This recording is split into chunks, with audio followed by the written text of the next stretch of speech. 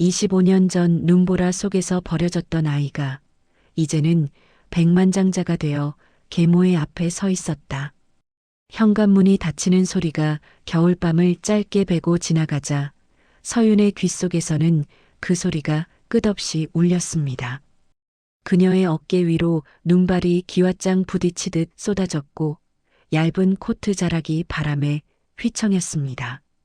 집안의 불빛은 커튼 틈으로 잠깐 흔들리다 완전히 사라졌습니다. 그녀는 한 손으로 낡은 헝겊 인형을 더 꼭 끌어안았고 다른 손은 얼어붙은 문손잡이를 한 번 더 더듬었지만 문은 움직이지 않았습니다. 현관 앞 화분에 남은 장갑 한 짝이 엎어져 있었고 서윤은 그것을 주워 엄지손가락을 겨우 밀어 넣었습니다. 숨은 얇게 갈라졌고 입술 가장자리에 하얀 서리가 맺혔습니다. 발끝은 감각을 잃어가는데 발소리는 유난히 크고 또렷하게 눈 위에 찍혔습니다. 골목 끝 가로등 아래에서는 눈송이가 돌가루처럼 반짝였고 그 빛이 조각조각 부서져 아이의 얼굴을 차갑게 비쳤습니다. 골목을 꺾을 때마다 낯선 그림자들이 길게 늘어섰고 서윤은 그 그림자들 사이로 숨을 고르며 걸음을 재정비했습니다. 심장은 빠르게 뛰었지만 이상할 만큼 조용했습니다. 들어오지 마. 다시 오지 말아요. 문 너머로 낮고 냉정한 목소리가 조금 전 스쳐 지나갔습니다. 다 내가 만든 일이야, 알겠지? 공기는 문장을 오래 붙잡아 느리는 버릇이 있었고 그 잔향이 아직 아이의 목덜미를 잡아당겼습니다. 서윤은 고개를 아주 작게 끄덕였지만 누구에게 보이기 위한 행동은 아니었습니다. 발바닥에서 미세한 통증이 올라왔고 양말 속으로 스며든 눈물이 얼음처럼 식어갔습니다. 괜찮아요, 괜찮습니다. 그녀는 숨과 함께 거의 들리지 않는 소리를 흘렸습니다. 말은 공중에서 조용히 흩어지고 대신 눈발이 대답처럼 되돌아와 볼을 찔렀습니다. 그녀는 담벼락과 담벼락 사이를 비집고 더 좁은 길로 들어섰습니다. 바람이 골목을 따라 길게 울어 퍼졌고 오래된 전신주가 그 울음에 맞장구치며 삐걱거렸습니다. 하수구에서 올라오는 습기 섞인 냄새는 추위와 만나 더 비릿해졌습니다. 아무데나 가도 되나, 나 어디로 가야 하죠? 혼잣말이 혀끝에서 떼어지기도 전에 허공에서 얼어붙었습니다. 손등에 핏줄이 들쑥날쑥 솟았고 장갑이 없는 손가락은 이미 푸르게 질려 있었습니다. 그녀는 인형의 목 부분에 볼을 잠깐 비볐습니다. 천이 꿉꿉하게 젖어 있었고 그 감촉이 기이하게 편안했습니다. 아스팔트에 쌓인 눈이 미끄럽게 납작해져 있었고 그 위로 자동차 타이어 자국이 지그재그로 뻗어 있었습니다. 차가 지나갈 때마다 바퀴가 눈물을 튀기듯 물기를 흩뿌렸고 그 물방울이 아이의 종아리를 스쳤습니다. 눈꺼풀은 더 무거워졌고 시야 가장자리는 검은 잉크처럼 퍼져들었습니다. 그녀는 가로등 아래 멈춰 섰다가 한 발 더 내디딜 때 무릎이 예기치 않게 휘청했습니다. 균형을 잡으려는 팔이 허공을 긁었지만 손끝에는 아무것도 걸리지 않았습니다. 몸이 옆으로 기울며 어깨가 먼저 눈더미에 박혔고 인형이 팔에서 미끄러져 가로등 기둥 밑으로 굴렀습니다. 괜찮아요? 따뜻한 숨이 귀 가까이서 생겼습니다. 장터에서 나는 국물 냄새와 참기름 냄새가 함께 따라왔습니다. 아가, 손 좀 줘봐요. 굵은 니트 장갑이 그녀의 손을 감싸자 감각이 한꺼번에 되살아나는 듯 아픈 전기가 올랐습니다.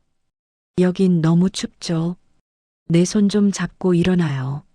목소리는 다급했지만 억지로 서두르지 않았고 그 조심스러움이 아이의 경계를 조금씩 누그러뜨렸습니다.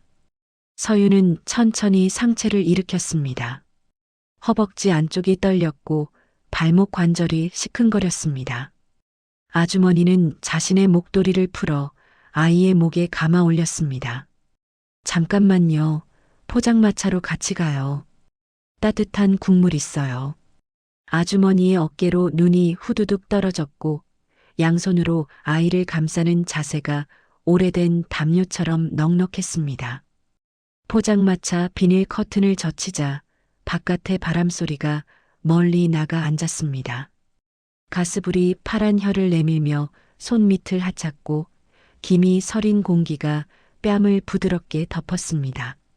알루미늄 국자 끝이 두드리는 소리가 규칙적으로 이어졌고 그 리듬이 아이의 심박과 느슨하게 맞물렸습니다. 아주머니는 작은 종이컵에 미음을 담고 깨를 조금 뿌려 건넸습니다. 서유는 종이컵을 두 손으로 받쳐 들어 올렸습니다. 손바닥의 화기가 팔꿈치까지 훅 올라와 눈이 잠깐 시큰했습니다. 뜨거우니까 천천히요. 아주머니는 눈가의 얼음을 엄지로 쓸어주며 낮게 말했습니다. 아이는 한 모금 삼키고 잠깐 멈췄다가 다시 한 모금 삼켰습니다. 미음이 목을 지나 배로 내려갈 때 속이 아주 천천히 녹아내리는 느낌이 들었습니다. 비닐 커튼 바깥으로 보이는 거리는 하얀 숨을 쉬는 것처럼 김을 내뿜었습니다. 종종 걸음의 사람들, 모자를 눌러 쓴 배달원, 장갑을 벗고 휴대폰을 보던 남자가 동시에 어깨를 웅크렸습니다. 세상은 누구에게나 추웠지만 이 작은 공간만큼은 예외처럼 따뜻했습니다. 아주머니는 아이의 인형을 주워 앞치마로 툭툭 털어 건넸습니다. 이 친구가 많이 고생했네. 농담처럼 건넨 말이었지만 그 말에 인형의 목이 더 단단해진 것처럼 느껴졌습니다. 서유는 인형의 눈을 바라보다 아주 작게 고개를 끄덕였습니다. 고마워요. 작은 목소리는 처음으로 문장다운 모양을 갖췄고 그 모양은 허공에서 사라지지 않고 아이의 가슴으로 되돌아왔습니다. 아주머니는 포장마차 한켠에 낡은 전기장판 스위치를 올려 아이의 발을 그 위에 올려주었습니다. 집은 뭡니까?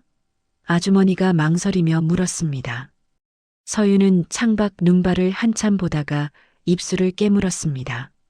조금 멀어요. 대답은 짧았지만 말끝에서 약한 떨림이 진동처럼 번졌습니다. 아주머니는 더 묻지 않고 대신 아이의 코끝을 자극하지 않게 국물의 온도를 조금 낮춰 다시 따라주었습니다. 골목 어귀에서 사이렌 소리가 잠깐 지나가고 다시 고요가 돌아왔습니다. 그 사이에 포장마차 천장에 달린 작은 전구가 따뜻한 박동을 쳤습니다. 세상에서 가장 작은 난로처럼 빛은 조심스럽게 아이의 얼굴색을 되돌리고 있었습니다. 허기에 잠깐 졸음이 섞여들자 아이의 눈꺼풀이 반쯤 내려앉았습니다. 아주머니는 아이가 허리를 세울 수 있도록 얇은 방석을 더 받쳐주었습니다. 여기서 좀 쉬어요. 오늘은 바람이 독해요. 말끝이 길지 않았지만 그 짧음에 믿음이 묻었습니다. 서유는 잠깐 눈을 감고 다시 떴습니다. 눈동자에는 아직 경계가 남아 있었으나 그 경계와 경계 사이에 작은 틈이 생겼습니다. 틈은 아주 작았지만 그 틈으로 따뜻한 숨이 드나들었습니다. 바람소리가 여전히 멀리서 길게 울었고 가스불의 파란 혀는 흔들리지 않고 자리를 지켰습니다. 아이는 인형을 가슴께로 더 끌어당겼습니다. 가슴과 인형 사이에 생긴 온기가 손바닥으로 번지고 손바닥에서 팔로 이어졌습니다. 시간이 아주 느린 속도로 흐르며 숟가락이 그 시간을 긁어모았습니다. 그녀는 문득 고개를 들어 포장마차 프레임 위에 얹힌 서리를 보았습니다. 서리는 사람 손을 담지 않은 모양으로 자라 있었고 그 모양이 기묘하게 아름다웠습니다. 아름다움은 늘 멀리 있다고만 생각했는데 뜻밖에도 여기 가까이에 있었습니다. 괜찮습니다. 저 금방 갈 수 있어요. 더 이상 떨리지 않는 목소리가 입술을 떠났습니다. 아주머니는 대답 대신 아이의 장갑을 한 번 더 꼭 눌러 끼워 주었습니다. 장갑 끝에서 체온이 보드랍게 반짝였고 그 반짝임이 아이의 눈에 아주 희미한 불씨로 옮겨 붙었습니다. 서유는 그 불씨가 꺼지지 않도록 가슴 한복판으로 옮겨 담았습니다. 바깥의 눈은 여전히 쏟아졌지만 이 작은 공간에서는 첫 번째 봄 냄새가 아주 옅게 나는 듯 했습니다. 그녀는 그 냄새를 기억해 두기로 마음먹었습니다. 아주 멀리까지 가야 하겠지만 반드시 도착하겠다고 조용히 결심했습니다. 아침 종이 울리기 전에 고아원 복도는 이미 세제 냄새로 젖어 있었습니다. 서유는 이불을 반듯하게 개고 머리맡에 둔 혜진, 인형의 솔기를 손끝으로 한번 눌러본 뒤 자리에서 일어났습니다. 창밖 운동장의 흙은 서리로 꽁꽁 얼어 있었고 밤새 쌓인 서리가 운동화 밑에서 얇게 부서졌습니다. 그녀는 세면대에서 찬물을 끼얹어 잠을 몰아냈고 허리까지 내려온 머리를 고무줄로 단단히 묶었습니다. 서윤, 오늘 아침 당번 맞지요? 보육사는 일정표를 들여다보다 고개를 들었습니다. 네, 식판부터 정리할게요. 서윤의 대답은 짧았고 목소리는 늘 그랬듯 흔들리지 않았습니다. 국자 소리, 접시 부딪히는 소리, 아이들이 뛰어다니는 소리가 뒤엉켜한 덩어리의 소음이 되었지만 그녀의 손놀림은 박자를 놓치지 않았습니다. 빨리 먹어, 지각하겠다요. 동갑내기 소년이 급히 국을 들이켜다 기침을 하자 서유는 물컵을 밀어주고 식판에 반찬을 반으로 나눠 올려놓았습니다. 괜찮아, 천천히 해도 돼요. 짧은 말 뒤에 따라붙는 눈빛은 늘 질서와 평정을 요구했습니다. 통학버스 창문에는 아이들의 손자국이 겹겹이 남아 있었습니다. 서유는 복도 끝자리 창가에 앉아 두꺼운 수학 문제집을 펼쳤습니다. 버스가 과속방지턱을 넘을 때마다 글씨가 미세하게 흔들렸지만 그녀의 눈동자는 흔들림을 따라가지 않았습니다. 또 공부해? 쉬어도 되잖아. 옆자리 아이가 몸을 기대며 중얼거렸습니다. 지금이 쉬는 시간이죠. 그녀는 책갈피를 살짝 올려 보이며 웃었습니다. 그 미소는 오래 머물지 않았고 다시 종이 위의 분수 계산과 도형의 각도로 돌아갔습니다. 학교에서는 장학금 공지가 복도 게시판 상단에 붙었습니다. 이번에도 노려볼 거예요? 담임이 지나가며 낮게 물었고 서유는 끄덕였습니다. 네, 조건이 맞습니다. 담임은 잠깐 멈칫하더니 버티는 것도 실력이죠. 라고 덧붙였습니다. 말은 가볍게 흘렀지만 그녀는 그 문장을 가방 안쪽에 조용히 접어 넣었습니다. 해가 기울면 고아원 뒤편 창고의 형광등이 먼저 켜졌습니다. 서유는 도시락통에 남은 반찬으로 간단히 저녁을 때운 뒤 창고의 접이식 책상 위에 도면용 종이를 펼쳤습니다. 유튜브에서 무료 강의를 찾아 스케일과 단면의 차이를 따라 그려보며 손목 각도를 익혔습니다. 아, 이 부분은 재단선이 아니고 가상선이죠. 그녀는 혼잣말을 했고 소리는 창고의 빈 공간에서 빠르게 농도를 잃었습니다. 때로는 보육사가 문틈으로 얼굴을 들이밀어 오늘은 좀 쉬어요. 라고 말했지만 서유는 고개를 설렁 저었습니다. 조금만 더요. 지금 선이 잘 풀리거든요. 선이 풀린다는 표현은 스스로에게만 통하는 언어였으나 그 언어가 그녀의 등을 앞으로 떠밀었습니다. 추운 밤이면 형광등이 먼저 떨고 꺼지기도 했고 그녀는 어둠 속에서 휴대폰 플래시를 켜고 마저 선을 마무리했습니다. 주말에는 편의점 야간 아르바이트를 했습니다. 봉투 필요하십니까요? 자동화된 멘트가 입술에 익자 손끝의 계산은 더 빨라졌습니다. 새벽 3시가 넘어가면 손님이 뜸해졌고 그녀는 계산대 밑에서 퍼져드는 졸음을 종이컵 믹스커피로 눌렀습니다. 힘들면 그만둬요.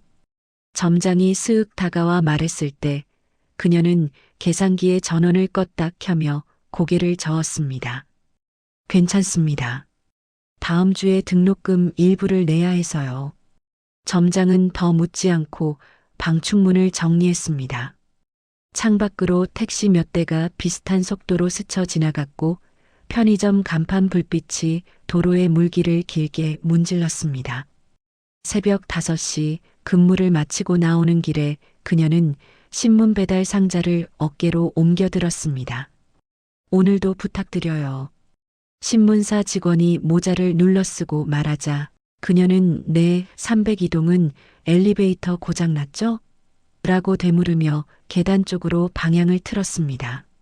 숨이 가빠질수록 발걸음은 더 정확해졌고 그 정확함이 묘하게 안심이었습니다.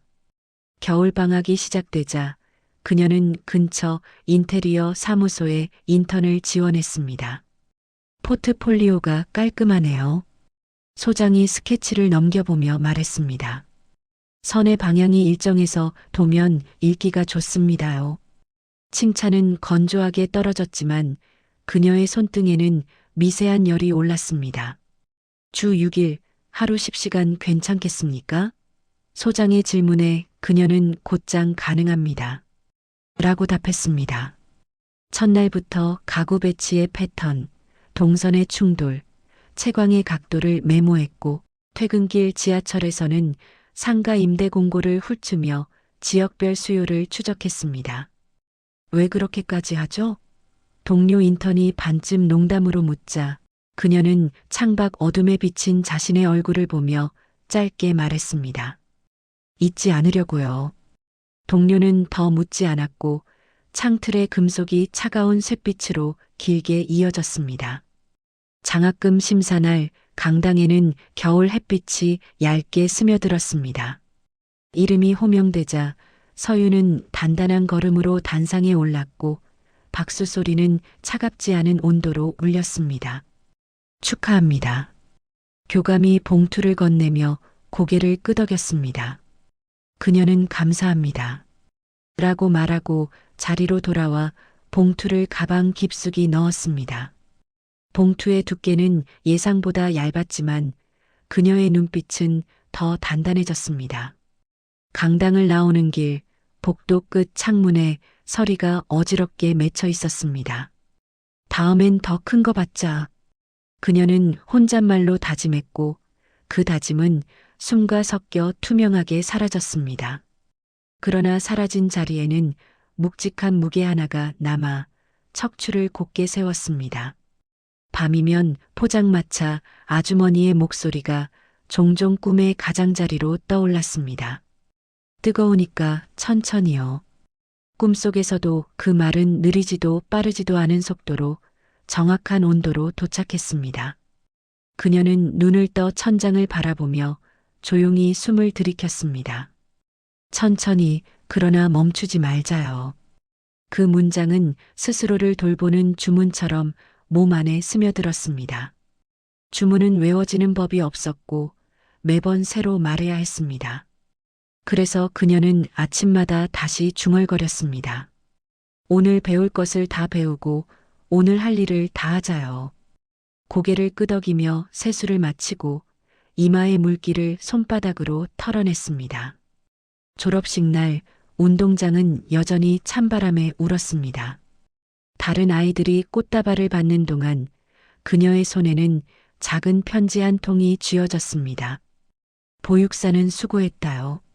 라고 짧게 적었습니다. 그녀는 편지를 접어 코트 안주머니에 넣고 긴 숨을 내쉬었습니다. 이제부터가 시작이에요. 말은 낮았지만 분명했습니다. 인파가 빠져나간 뒤 운동장의 그림자가 길게 늘어졌습니다. 그녀는 그 그림자를 밟지 않으려는 듯 한 발자국 옆으로 피해 걸었습니다. 어쩌면 그림자를 밟지 않는 습관은 그때 생겼는지도 몰랐습니다. 도시의 겨울은 여전히 잿빛이었지만 그 잿빛 속에서 그녀는 온도의 차이를 구분해냈습니다. 어떤 잿빛은 철처럼 차갑고 어떤 잿빛은 구름처럼 부드러웠습니다. 그녀는 자신에게 필요한 잿빛을 골라 앞주머니에 넣었습니다. 이건 냉정, 이건 인내, 이건 집중. 장난처럼 속삭였지만 이름 붙이기는 곧 사용법을 만든다는 것을 알고 있었습니다. 그리고 마지막으로 작게 덧붙였습니다. 이건 기억. 기억은 가장 깊은 주머니로 들어갔습니다. 그녀는 주머니를 톡톡 두드리고 발걸음을 서울의 중심을 향해 옮겼습니다. 밤하늘에 걸린 가로등의 원형빛이 겹겹의 링을 만들며 멀어졌고 그 링의 밖으로 나가겠다는 결심이 겨울 공기 속에서 또렷해졌습니다. 서울의 겨울 하늘은 여전히 무채색이었지만 고층 빌딩의 유리창에는 황금빛이 번지고 있었습니다. 서윤은 윤서그룹 본사 38층 회의실 중앙에 놓인 유리 테이블 끝자리에 앉아 있었습니다. 바닥은 대리석으로 매끈했고 천장 조명은 마치 법정의 심판처럼 차갑게 빛났습니다. 회의실 유리 너머로 보이는 도시의 풍경은 잿빛이었지만 그 속에서 반짝이는 건물 하나하나가 그녀의 지난 시간을 증명하듯 섰습니다. 그녀의 손끝이 서류 위를 천천히 미끄러졌고 구석에 놓인 커피는 식어 있었다. 대표님, 오늘 리조트 투자 관련 보고입니다요. 비서가 조심스럽게 말하며 파일을 건넸습니다. 서윤은 짧게 고개를 끄덕이며 파일을 열었습니다. 숫자와 계약 항목, 그리고 지도 위의 표시들 사이에 익숙한 이름 하나가 눈에 띄었습니다. 이화 리조트 개발 주식회사. 손끝이 잠시 멈췄고 눈동자가 그 한 줄에 오래 머물렀습니다. 그녀는 말없이 파일을 덮고 창밖으로 시선을 돌렸습니다. 수많은 건물이 엮인 풍경 위로 미세한 눈발이 흩날리고 있었습니다. 유리창에 부딪히는 눈송이가 금세 녹았다 사라졌습니다. 25년이 지났는데도 여전히 추운 계절이군요. 그녀는 속으로 생각했습니다. 창가에 걸린 도시의 불빛은 마치 과거의 기억처럼 멀고 선명했습니다. 대표님, 미팅 일정 조정할까요? 비서의 물음에 그녀는 고개를 끄덕였습니다. 오늘은 직접 다녀오겠습니다. 현장 상태를 보고 싶어요. 그 말에 비서는 놀란 듯 눈을 크게 떴습니다. 대표가 직접 나가는 일은 드물었기 때문입니다. 그러나 서윤의 목소리는 부드럽되 확고했습니다. 회사 밖으로 나오자 겨울 공기가 코끝을 스쳤습니다. 차 문이 열리고 검은 세단이 조용히 미끄러지듯 출발했습니다. 차창 너머의 도시는 차분히 움직이고 있었고 그녀의 시선은 점점 낮아지는 지평선을 따라가고 있었습니다. 내비게이션 화면 위로 익숙한 주소가 찍혔습니다. 경기도 하남시 구산동 215번지 이화저택. 그곳은 그녀가 7살이던 그 겨울 눈보라 속에서 쫓겨나던 바로 그 집이었습니다. 두 손이 무릎 위에서 천천히 굳어갔습니다. 차는 도심을 벗어나 교외로 향했고 도로 양옆의 가로수는 잎을 모두 잃은 채 가느다란 그림자만을 남기고 있었습니다. 가로등이 차의 본네트 위로 리듬처럼 스쳤습니다. 저택 입구의 철문은 여전히 그 자리에 있었습니다. 세월이 흘렀지만 문짝에는 낡은 녹자국이 그대로 남아 있었습니다. 서윤은 차에서 내려 천천히 걸음을 옮겼습니다. 눈발이 흩날리며 코트를 스쳤고 구두굽이 눈 위에 얕은 자국을 남겼습니다. 대문 앞에 선 순간 옛 기억이 마치 찬 공기처럼 폐 속으로 밀려 들어왔습니다. 다신 돌아오지 마. 그때의 목소리가 잔향처럼 귓가에 스쳤습니다. 서윤은 눈을 감았다가 천천히 떴습니다. 차가운 공기를 들이마시며 손끝으로 철문을 가볍게 두드렸습니다. 철문 너머로 낯선 정원 관리인의 목소리가 들렸습니다. 누구십니까?요? 그녀는 낮고 또렷하게 말했습니다. 투자 관련 상담 때문에 왔습니다요. 철문이 삐걱이며 열리자 안쪽에 정원이 드러났습니다. 잔디는 얼어붙어 있었고 나무들은 가지 끝마다 하얀 서리를 달고 있었습니다. 저택의 외벽은 한때의 화려함을 잃었지만 여전히 그 안에 과거의 그림자를 품고 있었습니다. 현관문이 열리며 화려한 코트를 입은 여인이 나타났습니다. 은은한 향수가 공기 중에 흩어졌고 서윤은 그 향을 한 번에 알아차렸습니다. 이화. 여전히 고급스럽고 당당한 몸짓하지만 눈 밑에 잔주름이 세월을 숨기지 못했습니다. 어서 오세요. 윤서 대표님이시죠? 이화의 입술이 부드럽게 움직였습니다. 서윤은 고개를 끄덕이며 미소를 지었습니다. 예, 투자 관련해서 직접 찾아뵙고 싶었습니다요. 그 순간 두 사람의 시선이 아주 짧게 마주쳤습니다. 이화의 눈에는 익숙하지 않은 낯선 자신감이 비쳤습니다. 이리 오세요. 실내가 훨씬 따뜻합니다요. 그녀의 목소리는 부드러웠지만 단단한 허영이 섞여 있었습니다. 저택의 거실로 들어서자 대리석 바닥 위로 샹들리에의 불빛이 번졌습니다. 벽에는 여전히 오래된 가족 사진이 걸려 있었습니다. 서윤은 그중 한 장, 7살쯤 되어 보이는 아이의 사진 앞에서 잠시 멈춰 섰습니다. 옅게 번진 미소가 얼굴에 맺혔지만 그 안에는 냉기와 슬픔이 섞여 있었습니다. 사진 속 아이 누구입니까?요? 이화가 물었고 서윤은 짧게 대답했습니다. 그냥 닮은 사람이 있어서요. 말끝이 공기 속으로 묻히자 순간의 침묵이 공간을 채웠습니다. 이화는 자리에 앉으며 종이 한 묶음을 내밀었습니다. 이게 이번에 추진 중인 리조트 개발 계획이에요. 투자만 들어오면 완벽하게 진행될 겁니다요. 그녀의 눈빛에는 오래된 욕망의 빛이 스쳤습니다. 서윤은 고개를 끄덕이며 서류를 넘겼습니다. 페이지마다 숫자와 약속이 적혀 있었지만 그녀의 시선은 그 아래 숨어 있는 빈틈들을 읽고 있었습니다. 좋은 기회로 보입니다요. 하지만 구조가 다소 복잡하네요. 내부 자금 흐름을 조금 더 투명하게 해주실 수 있을까요? 그 말에 이화의 미간이 잠깐 찌푸려졌습니다. 그러나 곧 미소가 돌아왔습니다. 그건 문제 없어요. 신뢰할 만한 파트너에게만 공개하는 부분이라서요. 서윤은 서류의 마지막 장을 덮으며 자리에서 일어났습니다. 좋습니다. 투자 검토 후 다시 연락드리겠습니다요. 이화는 부드럽게 손을 내밀었고 두 사람의 악수가 짧게 이어졌습니다. 손끝이 맞닿는 순간 서윤의 손 안에서 오래된 인형의 질감이 스치는 듯한 감각이 번졌습니다. 과거의 냄새가 순간적으로 피어올랐지만 그녀는 얼굴에 미소를 유지했습니다.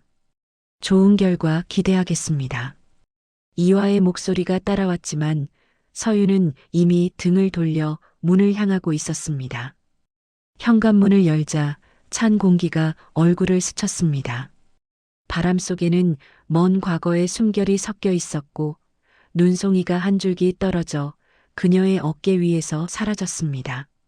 차로 돌아오는 길 그녀는 조용히 입술을 달싹였습니다. 이제 시작이네요. 말은 낮게 흘렀지만 그 말 속에는 오래 묵힌 결의가 섞여 있었습니다. 운전석에 앉은 지훈이 눈짓으로 물었습니다. 괜찮습니까?요? 서윤은 잠시 웃으며 대답했습니다. 응, 그 집 여전히 그대로더라고요. 짧은 대답 뒤로 차는 천천히 어둠 속으로 스며들었습니다. 도시의 불빛이 차창에 부딪혀 깨지는 동안 서윤의 손은 무릎 위에서 조용히 쥐어졌습니다. 눈보라처럼 흩어졌던 과거의 파편들이 하나의 방향으로 모이고 있었습니다. 그리고 그 방향은 복수라는 이름으로 향하고 있었습니다. 며칠 뒤 회색 구름이 낮게 깔린 오후 서윤은 검은 SUV에서 내리며 손목 시계를 한번 확인했습니다. 겨울바람이 머리카락을 스치고 먼지가 섞인 공기가 코끝을 간지렸습니다.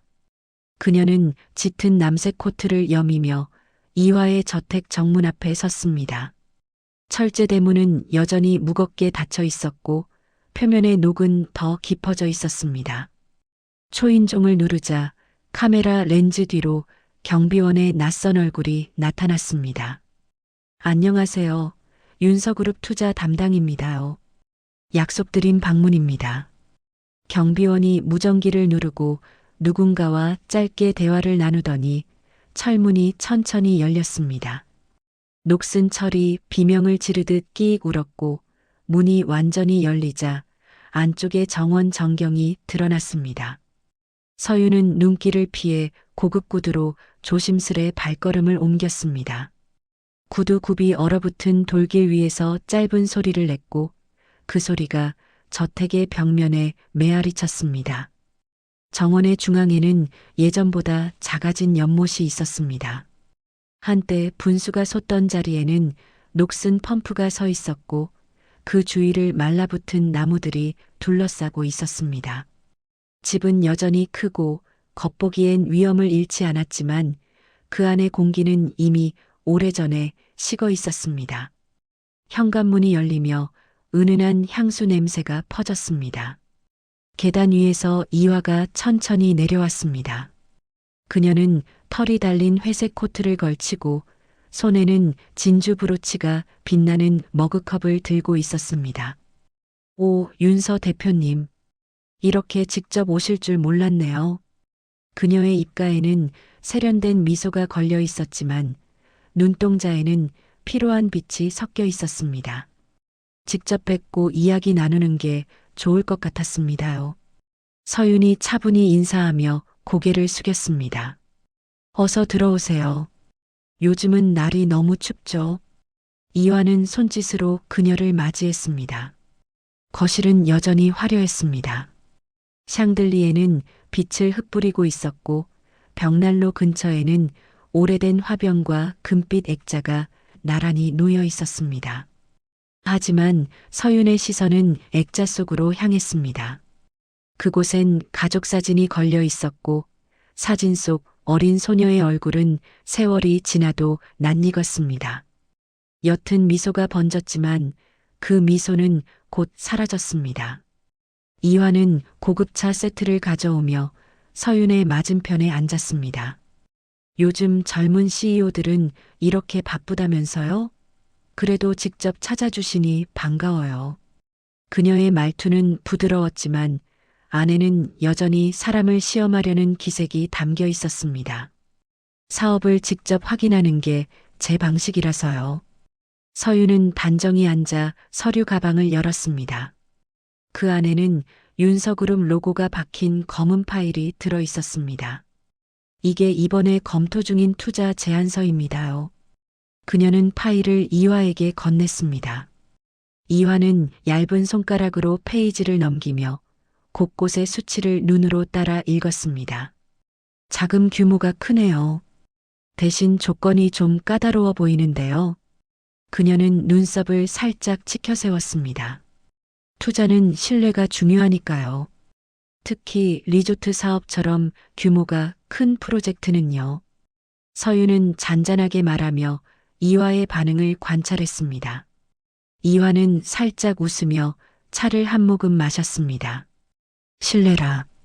요즘 그런 말을 하는 사람은 드물죠. 다들 돈만 보니까요. 그녀의 웃음에는 자신감과 경계가 동시에 섞여 있었습니다. 그래서 전 그런 사람들과는 오래 일하지 않습니다요. 서윤은 고개를 숙이며 단정히 답했습니다. 잠시 침묵이 흘렀습니다. 이화는 무릎 위에 손을 모은 채 서윤을 흘끗 바라보았습니다.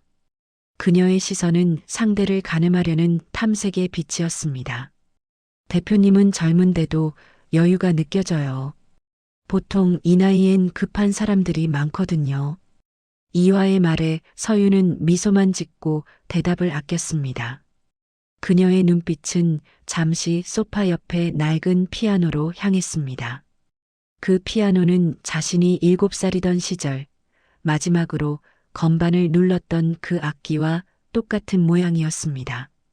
피아노 위에는 오래된 장식 인형이 놓여 있었고 그 옆에는 진주색 초가 반쯤 타 있었습니다. 그 인형의 리본 자락이 살짝 뜯어져 있었는데 서유는 그것을 보는 순간 손끝이 미세하게 떨렸습니다. 괜찮으세요? 이화가 묻자 서유는 짧게 웃으며 고개를 저었습니다. 네, 피곤해서 잠깐 정신이 멍했네요. 요즘은 다 그렇죠. 회사 일하려면 몸이 10개라도 모자라요. 이화는 말끝에 자신을 포함시키며 웃었고 그 웃음 뒤엔 위선적인 여유가 깔려 있었습니다. 서유는 잠시 시계를 보고 다시 서류를 꺼냈습니다. 리조트 부지 위치가 상당히 매력적이네요. 다만 주변 인프라 확충이 시급해 보입니다요. 그건 이미 해결 중이에요. 시장에서도 반응이 좋아요. 이화는 단호하게 대답하며 고개를 끄덕였습니다. 그럼 계약 조건을 세부적으로 다시 검토해 보죠. 추가 투자가 결정되면 곧바로 진행 가능할 겁니다요.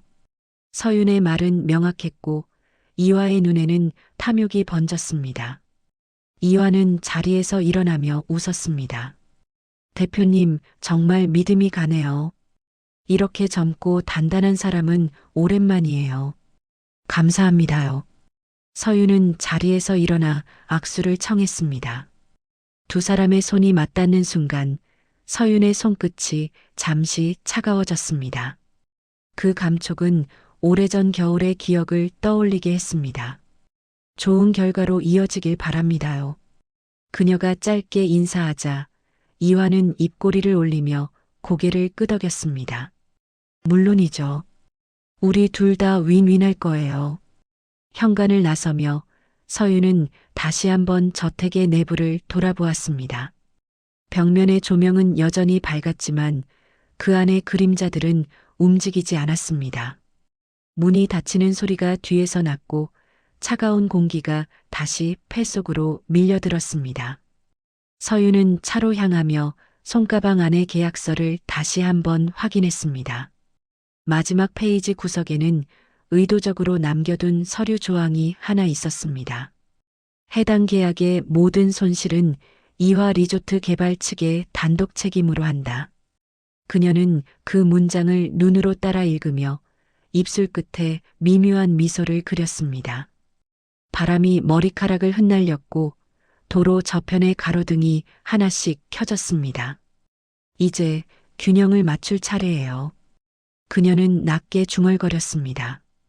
그 말이 입술을 떠나자 하늘에서 작은 눈송이가 떨어져 코트 위에서 녹았습니다. 눈은 다시 오고 있었고 그 눈발은 25년 전 그날처럼 차갑고 동시에 이상하게 따뜻했습니다. 며칠 후 오전 뉴스 속보가 서울 전역을 뒤흔들었습니다. 이화 리조트 개발, 대규모 투자 사기 연루 의혹 대표 이화 경찰 소환 예정. 앵커의 목소리가 단정하게 울렸고 TV 화면 한쪽에 이화의 얼굴이 흐릿하게 잡혔습니다. 기자들이 몰려드는 화면 속에서 그녀는 코트를 여미며 고개를 숙이고 있었지만 눈동자에는 여전히 이해할 수 없다는 분노가 섞여 있었습니다. 서유는 윤서그룹 사무실 한켠에서 그 장면을 무표정하게 바라보았습니다. 책상 위에는 정리된 서류 더미와 법무팀에서 보내온 보고서가 차분히 놓여 있었습니다. 그녀는 커피잔을 들어 올렸지만 입에 대지도 않은 채 다시 내려놓았습니다. 대표님, 예상보다 빨리 무너졌습니다요. 지훈이 조심스럽게 말했습니다. 이 정도면 여론이 돌아서기 시작할 겁니다요. 서유는 고개를 들지 않은 채 대답했습니다. 그래요. 계획보다 조금 빠르네요. 이화는 불과 며칠 전만 해도 언론 인터뷰에서 자신감 넘치게 웃던 사람이었습니다. 그녀의 리조트 사업은 럭셔리 문화복합단지라는 이름으로 포장되어 있었고 수많은 투자자들이 돈을 몰아넣었습니다. 하지만 서윤이 조용히 흘려보낸 내부 문서 몇 장은 치명적이었습니다. 자금 흐름의 불투명성과 조세 회피 의혹이 동시에 폭로되자 은행과 협력사들이 일제히 계약을 철회했습니다. 모든 통장이 묶이고 리조트 부지는 법원 경매 절차에 들어갔습니다. 이화의 이름은 포털 사이트 검색어 상위권에 오르며 사기, 허영, 몰락이라는 단어와 함께 나란히 붙었습니다. 그녀의 오랜 친구들조차 연락을 끊었고 사회 모임의 단체 대화방에서는 이름이 사라졌습니다. 서윤은 뉴스 속 화면을 잠시 더 바라보다가 천천히 모니터를 껐습니다. 방 안은 다시 고요해졌습니다. 커튼 사이로 들어오는 오후 햇빛이 바닥의 금속 테이블을 은빛으로 반사했습니다. 그녀는 천천히 숨을 내쉬며 무릎 위에 손을 맞잡았습니다. 복수는 생각보다 조용했고 예상보다 허무했습니다. 25년 전 눈보라 속에서 자신을 내쫓던 여자의 목소리는 여전히 생생했지만 지금 들리는 것은 아무 소리도 아니었습니다. 대신 가슴 속에서 묘한 울림이 일었습니다. 그것은 통쾌함이 아니라 무언가가 무너져 내리는 둔탁한 소리 같았습니다. 대표님, 이화 쪽에서 연락이 왔습니다요. 지훈의 말에 서윤은 고개를 돌렸습니다. 지금 만나길 원한다고요. 잠시 침묵이 흘렀습니다. 그녀는 책상 위에 펜을 천천히 굴렸습니다. 아직은 때가 아니에요. 조금 더 기다리죠. 지훈은 고개를 끄덕이며 물러났습니다. 문이 닫히자 서윤은 천천히 몸을 기댔습니다. 의자 등받이가 아주 작게 삐걱거렸습니다. 그녀의 시선은 천장 모서리의 형광등을 향했습니다. 차가운 불빛이 흰색 벽 위에서 미세하게 흔들렸습니다.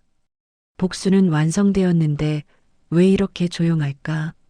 그녀는 스스로에게 묻는 듯 눈꺼풀을 천천히 감았습니다. 그 시각 이화의 저택은 무너져가고 있었습니다. 현관 앞에는 압류 딱지가 붙었고 출입문 옆에는 빨간 줄이 교차로 그려졌습니다. 벽난로 위에 걸려있던 샹들리에는 먼지를 뒤집어 쓴 채 매달려 있었고 정원 한가운데의 분수는 이미 얼어붙어 있었습니다. 이화는 침실 창가에 서서 텅 빈 마당을 내려다보았습니다. 손에는 아직도 진주 브로치가 달린 컵이 들려 있었지만 그 안에는 차가운 물만 남아 있었습니다. 그녀는 창문에 손바닥을 대며 중얼거렸습니다. 이게 도대체 왜 이렇게 된 거야요? 목소리는 떨렸고 입술은 말라 있었습니다. 전화가 울렸습니다. 이화는 망설이다가 수화기를 들었습니다. 어머니, 괜찮아요?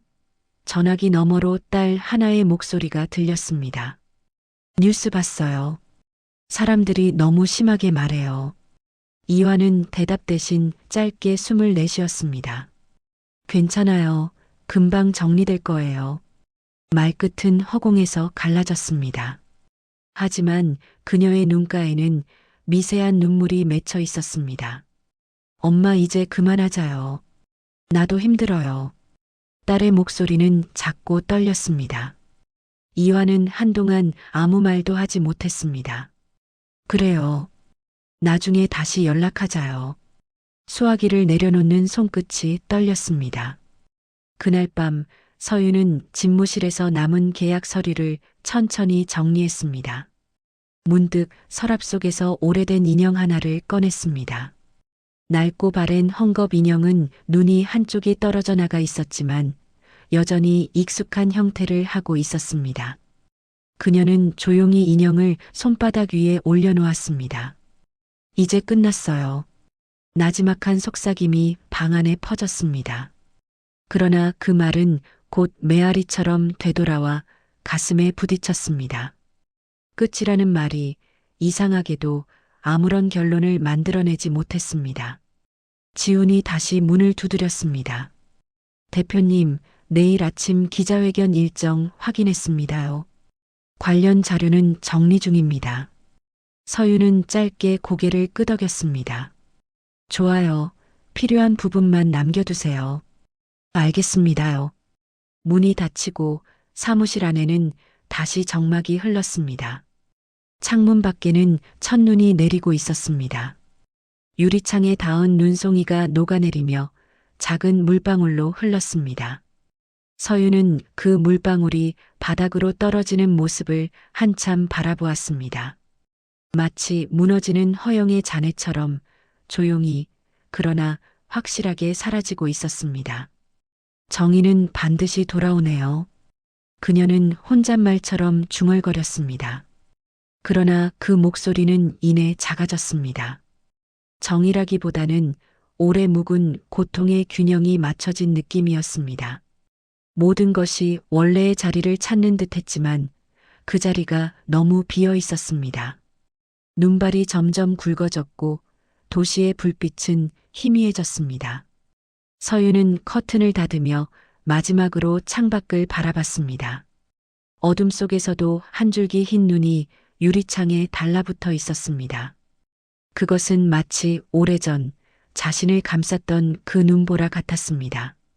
끝났는데 왜 이렇게 조용하죠? 그녀의 속삭임은 스스로에게 닿지 못한 채 공기 속에서 흩어졌습니다. 밤 10시가 넘은 사무실에는 아직도 불이 꺼지지 않았습니다. 회의실 테이블 위에는 서류가 쌓여 있었고 노트북 화면에는 법무팀에서 전송한 데이터가 줄지어 떠 있었습니다. 서윤은 손끝으로 페이지를 넘기며 고요하게 읽고 있었습니다. 숫자와 문장 사이에 낯익은 이름이 보였습니다. 이화, 그리고 입양 기록. 그녀의 시선이 한 줄 한 줄 따라가며 점점 굳어갔습니다. 대표님, 문을 살짝 열고 들어온 지훈이 봉투 하나를 내밀었습니다. 이걸 병원 기록 보관소에서 어렵게 찾았습니다요. 그는 조심스레 말을 이었습니다. 이화 씨가 과거에 위조한 서류 같아요. 서윤은 고개를 들지 않고 봉투를 열었습니다.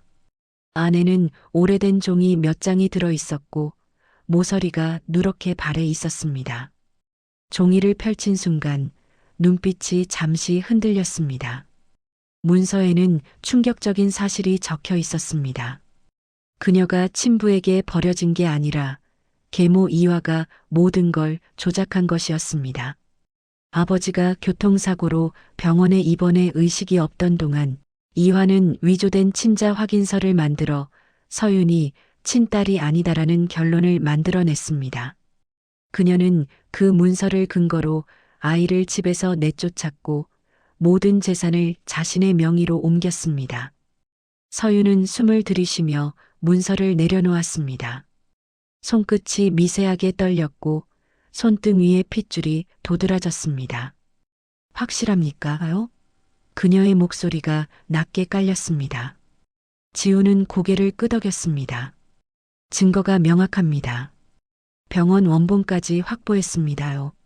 잠시 침묵이 흘렀습니다. 서윤은 천천히 의자에 기대며 눈을 감았습니다. 머릿속이 하얗게 비워지는 기분이었습니다. 그동안 믿고 살아온 고통의 이유가 완전히 무너지는 순간이었습니다. 그녀가 날 버린 게 아니었다면 나는 왜 이렇게 살아왔을까? 마음속에서 오래된 울음이 천천히 부풀어 오르는 듯 했습니다. 그러나 눈물은 흘러내리지 않았습니다. 오히려 공허한 한숨이 가슴에서 터져나왔습니다. 이 문서 내가 가진 이유를 바꾸네요. 그녀는 낮게 말했다가 바로 입술을 다물었습니다. 지우는 조심스럽게 의자에 앉았습니다. 대표님, 이제 어떻게 하실 겁니까? 서윤은 한참 동안 대답하지 않았습니다. 사무실 바깥의 도시는 이미 어둠에 잠겨 있었습니다. 유리창 너머로 빌딩의 불빛이 반짝였고 도로 위에 자동차 불빛이 이어져 강처럼 흘렀습니다. 서윤은 그 불빛들을 바라보다가 조용히 손을 펴서 문서 위에 올려놓았습니다. 종이가 아주 미세하게 떨렸습니다. 그녀를 다시 만나야겠네요. 말은 짧았지만 그 안에는 복잡한 감정이 얽혀 있었습니다. 지우는 고개를 끄덕였습니다. 그게 옳다고 생각하십니까요? 서윤은 창밖을 바라보며 중얼거렸습니다. 옳은지는 모르겠어요. 하지만 피해야 할 이유도 없죠. 그녀는 자리에서 일어나 코트를 걸쳤습니다. 거울 앞에 서서 목도리를 매만지는 손끝이 느릿했습니다. 25년 동안 난 증오로 버텼어요. 그런데 증오의 이유가 사라지면 남는 게 뭘까요? 그녀의 목소리는 낮고 조용했습니다. 지우는 아무 대답도 하지 못했습니다. 그가 문을 닫고 나가자 방 안에는 형광등 소리만 남았습니다. 지잉 하는 미세한 진동음이 귓속을 스쳤습니다. 서윤은 다시 책상 위로 시선을 돌렸습니다. 문서 가장자리에는 환자 보호자 이화라는 글자가 선명했습니다. 그 글자를 바라보는 순간 그동안 단단히 봉인되어 있던 감정이 서서히 풀려나기 시작했습니다. 그녀는 천천히 의자에 앉아 과거의 기억들을 떠올렸습니다. 눈보라 속에서 얼어붙은 손, 포장마차의 온기, 아주머니의 목소리. 그 모든 장면들이 흑백처럼 지나가더니 이화의 얼굴로 이어졌습니다. 화려했던 웃음, 차가운 시선, 그리고 문을 닫던 손목의 각도까지도 또렷이 떠올랐습니다. 하지만 이번엔 그 얼굴이 다르게 보였습니다. 분노보다는 슬픔에 가까웠습니다. 복수의 대상이 아니라 모든 것을 잃은 인간의 모습이었습니다. 그녀는 깊게 숨을 들이쉬고 눈을 감았습니다. 책상 위의 서류가 살짝 흔들렸습니다. 창문 틈으로 들어온 바람이 페이지를 한 장 넘겼습니다. 그 바람에 무더운 겨울 냄새가 방 안을 스쳤습니다. 서윤은 조용히 자리에서 일어나 커튼을 걷었습니다. 창밖에는 첫눈이 내리고 있었습니다. 하얀 눈송이가 유리창에 부딪혀 녹아내렸습니다. 그 모습이 마치 오래된 기억이 사라지는 것 같았습니다. 그녀는 속으로 아주 작게 중얼거렸습니다. 이제 진짜 이유를 알았으니 다시 시작해야겠어요. 책상 위에 놓인 인형이 시야에 들어왔습니다. 헝겊 인형의 리본이 반쯤 풀려 있었고 먼지가 살짝 쌓여 있었습니다. 서윤은 인형을 들어 올려 손바닥 위에 올려두었습니다. 이제 괜찮아요. 그녀는 조용히 속삭였습니다. 그러나 그 말에는 결심이 아니라 슬픔이 담겨 있었습니다. 복수가 끝나고 진실이 드러난 자리에는 아무것도 남지 않은 공백만이 있었습니다. 그 공백은 차갑고 깊었지만 이상하게도 평화로웠습니다. 유리창 너머로 도로의 가로등이 반짝였습니다. 그 불빛들이 마치 어린 시절의 눈송이처럼 희미하게 흔들렸습니다. 서윤은 눈을 감고 고개를 들었습니다. 이화의 얼굴이 마음속에서 점점 멀어졌습니다. 대신 포장마차 아주머니의 웃음이 떠올랐습니다. 뜨거우니까 천천히요. 그 말이 귓가에서 다시 울렸습니다. 그녀는 미소를 지으며 자리에서 일어났습니다. 그 미소 속에는 비로소 놓아주는 마음이 담겨 있었습니다. 그리고 복수는 완전히 끝이 났습니다. 하지만 그녀의 진짜 이야기는 이제 막 다시 시작되고 있었습니다. 서윤은 며칠 동안 잠을 거의 자지 못했습니다. 서류를 정리하던 손이 멈출 때마다 머릿속에는 이화의 얼굴이 떠올랐습니다. 차가운 눈발이 유리창을 두드리는 밤, 그녀는 결심하듯 자리에서 일어섰습니다. 이젠 끝내야겠어요. 낮은 목소리가 방 안에 흩어졌습니다. 가방에는 오래된 문서 몇 장과 계약서, 복사본이 들어 있었습니다. 문서의 모서리는 이미 닳아 있었고 그 위에는 이화 리조트 개발 해지 합의서라는 제목이 적혀 있었습니다. 손끝이 서류를 덮을 때마다 종이의 질감이 이상하게 차갑게 느껴졌습니다. 새벽 3시가 가까워올 무렵 그녀는 코트를 걸치고 집을 나섰습니다. 공기는 숨이 얼만큼 차가웠고 입김이 피어오르다 사라졌습니다. 저택 앞에 도착했을 때 철문은 반쯤 열려 있었습니다. 마당은 눈으로 덮여 있었고 발자국이 몇 개 남아 있었습니다. 오래된 가로등 불빛이 희미하게 번졌습니다. 서윤은 조용히 문을 밀고 안으로 들어섰습니다. 현관 앞에 선 순간 낡은 초인종이 보였지만 누를 필요가 없었습니다. 문틈 사이로 새어나오는 빛과 미세한 움직임이 이미 그곳에 누군가 있음을 알려주고 있었습니다. 문이 열리자 이화가 거실 한가운데 앉아 있었습니다. 전보다 한층 마른 얼굴이었고 머리는 어깨까지 흐트러져 있었습니다. 벽난로는 꺼져 있었고 대신 전기난로가 약한 불빛을 깜빡이며 켜져 있었습니다.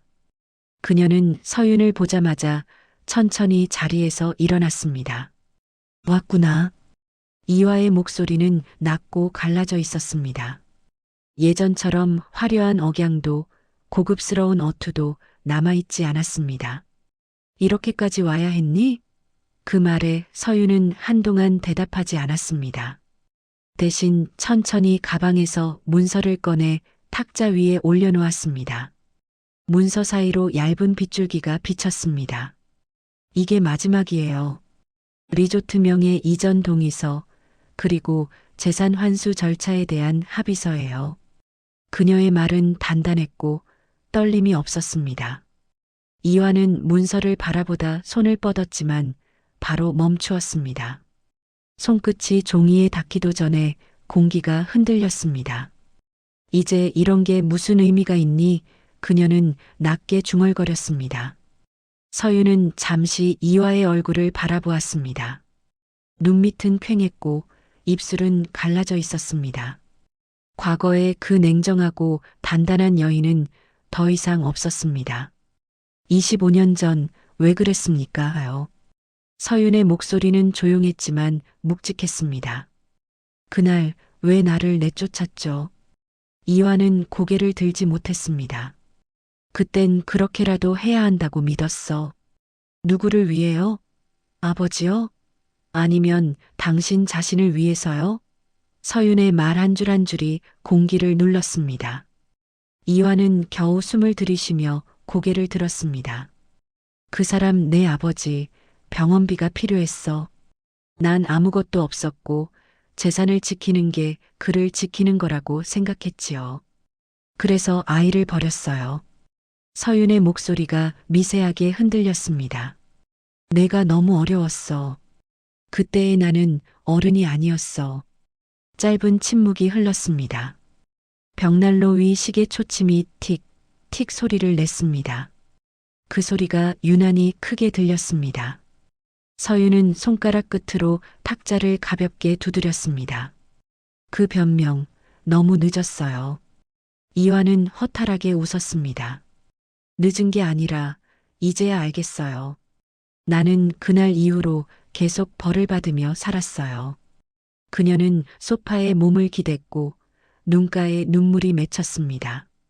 하루도 편하게 잠든 적이 없었어요. 근데 사람들은 날 부러워했죠. 잘 산다고 성공했다고. 아무도 몰랐어요. 내가 얼마나 무너져 있었는지. 그녀의 어깨가 천천히 떨렸습니다. 서윤은 아무 말도 하지 못했습니다. 오래전 자신이 듣고 싶었던 사과의 형태가 아닌 무너진 사람의 고백이 눈앞에서 흘러나오고 있었습니다. 난 내가 이렇게 될 줄 몰랐어. 이렇게 강한 사람일 줄. 이화는 눈물 어린 눈으로 서윤을 바라봤습니다. 너무 늦었죠. 서윤이 짧게 말했습니다. 하지만 그 말 뒤에는 알 수 없는 울림이 섞여 있었습니다. 그녀는 서류를 밀어 이화 쪽으로 다시 내밀었습니다. 이건 법적으로 정리할 수 있는 마지막 기회예요. 서명하세요. 이화는 손끝으로 펜을 잡았습니다. 펜촉이 종이 위에서 잠시 머뭇거렸습니다. 떨리는 글씨로 이름을 쓰는 동안 눈물이 종이에 한 방울 떨어졌습니다. 먹물과 섞인 눈물은 천천히 번졌습니다. 서윤은 조용히 펜을 받아들었습니다. 이제 다 끝났어요. 그 말을 하고도 아무런 안도감이 느껴지지 않았습니다. 오히려 가슴 안쪽이 공허하게 비었습니다. 이화는 고개를 숙인 채 중얼거렸습니다. 고맙다. 고마워할 일 아닙니다요. 서유는 차가운 어조로 대답했지만 시선은 이화의 어깨에서 떨어지지 않았습니다. 한때 자신을 버렸던 사람 하지만 이제는 더 이상 증오할 수 없는 사람. 그것이 현실이었습니다. 밖에서는 눈이 내리고 있었습니다. 창문을 통해 들어오는 흰빛이 방 안의 공기를 희미하게 채웠습니다. 이화는 창밖을 바라보며 중얼거렸습니다. 눈이 오네요. 그날도 눈이 왔었지. 서유는 고개를 들지 않고 답했습니다. 네, 잊지 않았어요. 잠시 후 두 사람은 아무 말 없이 창문 너머를 바라봤습니다. 그들 사이에는 오랜 세월의 침묵이 내려앉았습니다. 서유는 가방을 들어 어깨에 메었습니다. 이제 갑니다요. 다시는 돌아오지 않겠지요. 이화의 목소리가 작게 울렸습니다. 서유는 문 앞에서 잠시 멈췄습니다. 그럴지도요. 문을 열자 차가운 공기가 밀려들었습니다. 그녀는 현관 밖으로 한 걸음 내디뎠습니다. 발밑에 눈이 바스락 소리를 냈습니다. 문이 닫히는 순간 안쪽에서 미세한 흐느낌이 들려왔지만 그녀는 돌아보지 않았습니다. 차로 돌아오는 길, 하늘은 잿빛으로 덮여 있었고 도로 위 가로등이 길게 늘어져 있었습니다. 와이퍼가 눈을 밀어낼 때마다 시야가 다시 맑아졌습니다. 그녀는 조용히 숨을 내쉬었습니다. 손에 남은 서류 냄새가 희미하게 섞여 있었습니다. 차창 밖에 눈이 가볍게 흔들릴 때 서유는 아주 작게 중얼거렸습니다. 이제 정말 겨울이 끝나겠죠. 그 말은 차 안에서 사라지지 않고 오래 남았습니다. 그로부터 몇 달이 흘렀습니다. 차가운 겨울이 지나고 도시는 봄의 빛으로 천천히 물들어갔습니다. 회색 하늘 아래 움츠렸던 나무들이 초록빛 새순을 밀어 올리고 한강변의 바람도 한결 부드러워졌습니다. 윤서그룹 본사 건물의 간판에는 새 로고가 달려 있었습니다. 윤서재단 모두를 위한 공간. 그 이름 아래에는 서윤의 흔적이 남아 있었습니다. 그녀는 대표직을 내려놓은 지 2달째였습니다. 대신 자신이 만든 재단을 통해 청소년과 미혼모 그리고 학대 피해 아동들을 위한 장학 사업을 시작했습니다. 서유는 새벽에 봉사 현장에 나와 있었습니다. 작은 급식소 안에서 수프를 나누어 주고 학생들의 손에 따뜻한 빵을 건네며 미소를 지었습니다. 감사합니다요. 아이들의 목소리가 복도에 울렸습니다. 서유는 그 소리를 들으며 고개를 숙였습니다. 그 미소 안에는 지난 시간의 상처와 안도가 함께 묻어 있었습니다. 곁에서 지훈이 손수건을 건넸습니다. 오늘은 너무 무리하지 마세요. 요즘 피곤해 보여요. 서유는 고개를 저었습니다. 괜찮아요. 이제야 진짜 일을 하고 있는 기분이에요. 그의 눈빛에는 걱정과 존경이 섞여 있었습니다. 급식소의 창문 너머로 봄 햇살이 들어왔습니다. 먼지가 빛에 부딪히며 천천히 떠다녔습니다. 서유는 창문을 열었습니다. 바람이 들어오며 그녀의 머리카락을 흔들었습니다. 그 바람에는 흙냄새와 꽃향기가 섞여 있었습니다. 한때 그 냄새는 낯설었지만 지금은 익숙했습니다. 손목시계를 본 지훈이 웃으며 말했습니다. 대표님 아니, 이젠 이사장님이시죠. 오후에 일정 있습니다요. 재단 기부 협약식이요. 서유는 천천히 고개를 끄덕였습니다. 그래요, 가야죠. 하지만 잠깐만요.